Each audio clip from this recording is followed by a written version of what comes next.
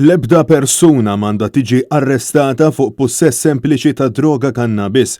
Dan sostnuh Caritas Malta, il-Fondazzjoni Oasi, l-Aġenzija Setqa u l-Assoċjazzjoni tal-Psikjatrija f'Malta fi stqarrija li ħarġu dwar l-użu tal-kannabis f'Malta.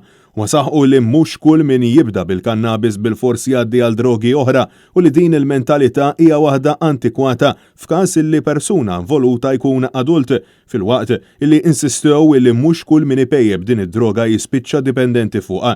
Madankollu insistew li l-ingredjenti f'din it-tip ta' droga tikkawża dannu għal moħħ tal-adolescent illi jkun għadu qed jiżviluppa u hija ta' periklu kbir għal min ikun friskju li jiżviluppa problemi ta' saħħa mentali. Ta' filwaqt li ġie preċiżat illi l-użu fit-tul tal-kannabis kapaċi wassal għal dimensja aktar tard fil-ħajja. Filwaqt l-istudju ta' Setqa li twettaq fl-2019 wera li 12% tal-adolescenti ta' 15-il sena qalu li pprovaw il-kannabis, ir-rata hija ferm baxxa mill-medja Ewropea. Madankollu, studju li twettaq tul il-pandemija tal-COVID-19 wera illi f'pajjiżna l-istudenti universitarji żiedu l-konsum tagħhom ta' din id-droga f'dawn l-aħħar xhur.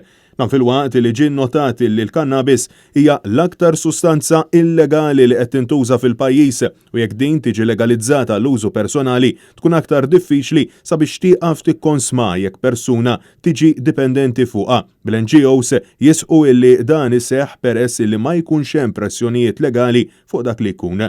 Huma sostnew illi persuna li tikkonsma l-kannabis m'għandix tiġi arrestata minħabba l-użu per se u m'għandha qatt tiġi stigmatizzata. Għaldaqstant, irrakkomandaw li tissaħħaħ il-liġi tal-2014 f'każi ta' dawk il-persuni illi jinqabdu jikkonsmawha l-ewwel darba filwaqt illi tiġi imsaħħa d-dixxiplina u l-infurzar fi stabbilimenti ta' divertiment. Dan filwaqt illi sejħu għat-twettiq ta' evalwazzjoni qawwija tal-impatt illi jista' jkun hemm fuq il-benesseri tas-soċjetà Maltija jekk tiġi legalizzata il-kannabis għall-użu rikreattiv.